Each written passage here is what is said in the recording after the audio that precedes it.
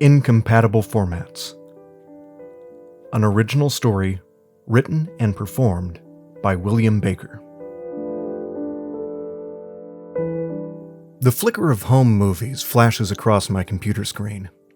I Frankenstein my VCR to my computer, and I'm digitizing hundreds of hours of tapes.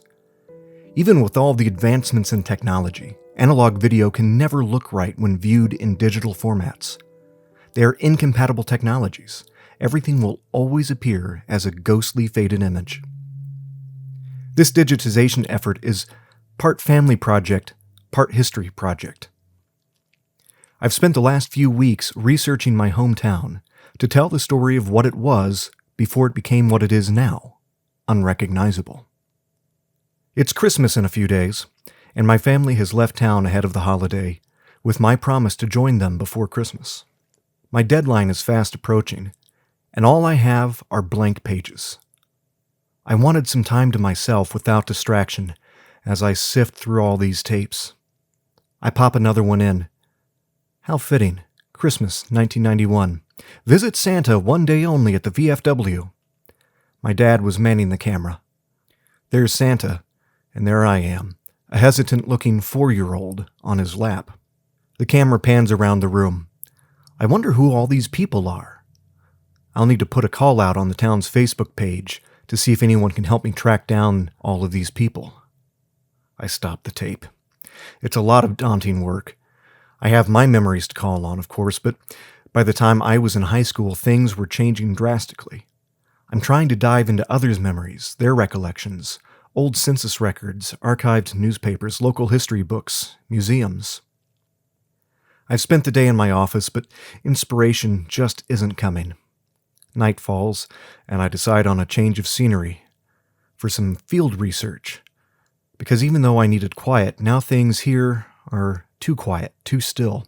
I need a little noise and kinetic energy, which is why I like to write at bars. A little bit of beer to lubricate the creative process. The din of chatter around me is white noise. I bundle up in my pea coat, scarf, and gloves, put on my favorite brown hat, and grab my backpack, which is filled with books, notebooks, fountain pens, extra paper, and my laptop. I set out on foot to my favorite pub, and as I look around, I just don't recognize my hometown anymore. I understand that, on the one hand, progress has to happen, but on the other hand, there's complete destruction and renewal, a phoenix rising out of the town I once knew. Everywhere I look, I see ghosts captured inside modern glass buildings. Nothing is the same. The area of town where I am now is like a city within a city. Mixed-use buildings reaching high into the night sky, blotting out the stars I used to see as a young boy. I walk past to where the school bully used to live. It was a small ranch house painted pink. I suppose if I grew up in a pink house on this side of town, I might have had something to prove as well. This was the other side of the tracks, only we didn't have a train. Houses with run-down yards, strewn with detritus of unkempt lives, horizontal blinds hanging haphazardly from windows, broken in places, missing in others. Now in my middle age, I sometimes feel bad for remembering that bully poorly. After all, he was only 11 and clearly in a bad situation. Maybe he made something of himself, but who knows? They tore his house down 20 years ago to make way for these mixed-use high-rises, effectively running all of those families out of town on affordability. We hereby claim this neighborhood in the name of the public good. What? You can no longer afford any other housing in this area? Oh, sorry to hear that. I make a mental note to see if I can track down any of these families. That could be an interesting angle for the story, how wealth and progress push out and keep down the working class. As I continue my walk, the cold December air whips around me, but I'm comfortable, bundled up as I am. I look around me, and in my mind's eye, I still see everything as it used to be. There was the Phillips station, torn down and now a shop that sells $1,000 purses. And there's where the community pool was, torn down and now apartments that cost $2,500 a month. I make my way to what used to be downtown, now called Old Town. I try to imagine I'm walking the streets of my boyhood, past the antique shop, the shoe store, the barber shop, the comic shop, the pool hall, the ice cream store. Now all gone. I'm headed to a quiet British-themed pub around the corner off the main drag. I like it because it's just loud enough to be white noise, but not so loud as to jumble my thoughts. I make my way to the back of the room and grab my usual spot near the hearth. I take off my gloves and scarf, stuffing them in my jacket pockets. I take off my jacket, drape it over the seat next to me, placing my backpack on top of it.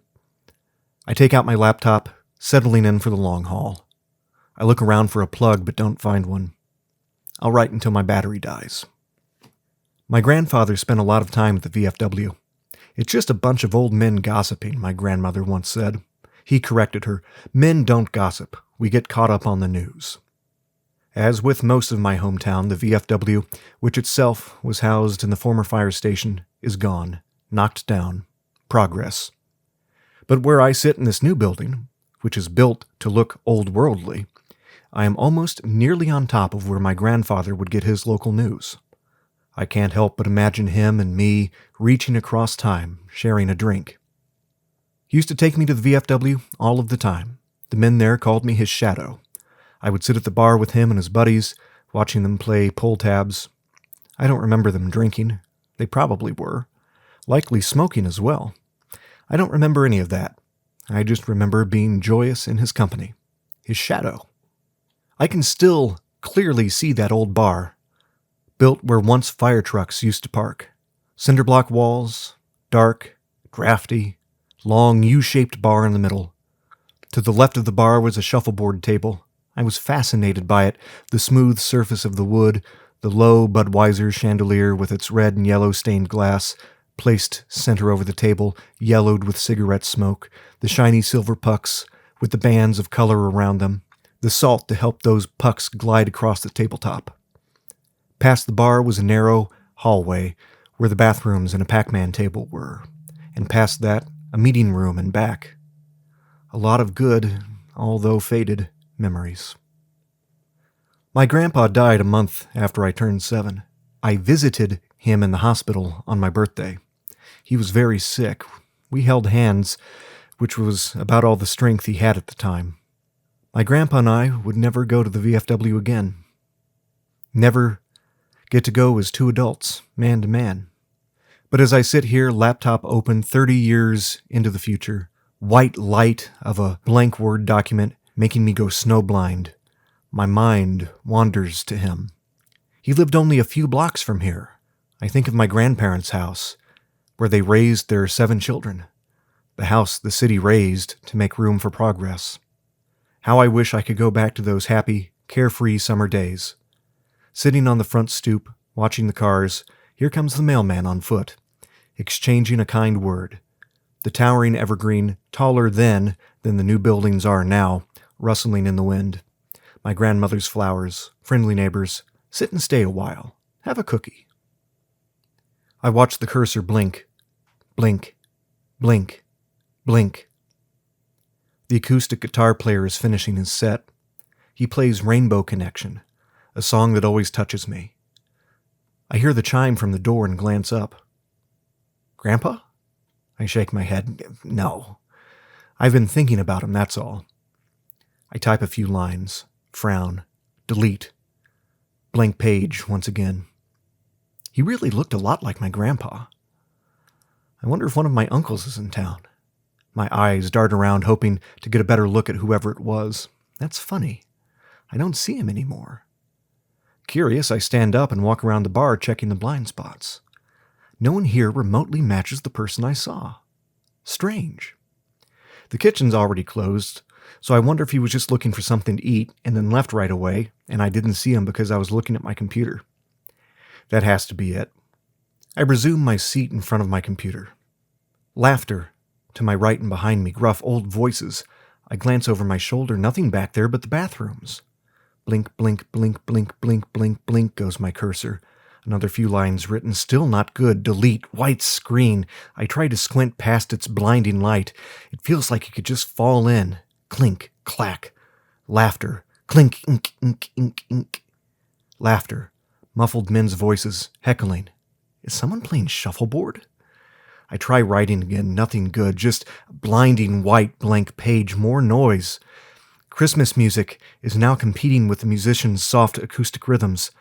I stand up and look around. No one notices me, nor do they seem to hear any of the noises and music that I'm hearing. I step towards the men's room. The noises grow louder. I crack open the door and I'm nearly knocked over with sound. I cautiously peep in. I can't believe what I'm seeing. Someone calls my name. I know that voice. I smile, throw open the door, and step in.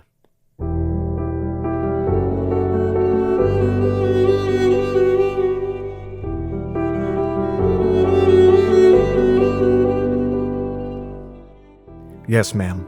We promise to do everything we can to find your husband, said the detective. He'd been called that morning about a missing person. Typical case, wife and kids leave town, husband says he'll be along. He just went out to get eggs, and poof, he's never seen again. Tale as old as time. The wife tells the detective that the husband is a writer, and he sometimes goes down to the pub to write. A likely story, thinks the detective. He probably goes down there to forget about you and your kids. A life of detection makes a person pessimistic, but nonetheless, he heads to the pub to see if they've seen the man. The manager on duty says yes, he was here about a week ago, but he left without paying, or touching his drink for that matter, and he left all of his things behind. The manager goes to his office and comes back with a black pea coat and a canvas backpack. This is all there was, said the manager. There was a scarf and gloves in the pocket and a laptop in the bag. The laptop was left open on the table, and the screen was black. I guess it must have died. I went ahead and put it in the backpack and set everything in my office. I figured he'd be back for it. He probably had an emergency or something and had to run out in a hurry. The detective makes a non-committal noise in his throat, taking the backpack and coat from the manager. The door chimes as he leaves. With a click, the gears of the VCR begin to spin. The spindle grabs the tape and spools it around the playheads. Images appear on the screen. Scratchy, faded colors. A VHS tape was never supposed to be viewed this way. Analog video can never look right when viewed in digital formats. They are incompatible technologies. Everything will always appear as a ghostly faded image. Ghosts begin to flicker on the screen. A Christmas scene in a large, cinder-block room, filled with people eating at banquet tables. There's a Christmas tree set up in the corner, with a Santa seated next to it, and a hesitant-looking boy on his lap. A line of people waiting their turn to meet Father Christmas.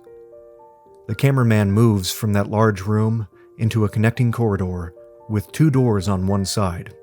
Men, women. Between them, a Pac-Man table arcade. Shaky point-of-view footage. The corridor opens into a bar. It's dark, no one here closed for the party. But wait. Static snow flashes across the screen. The tracking starts to go out.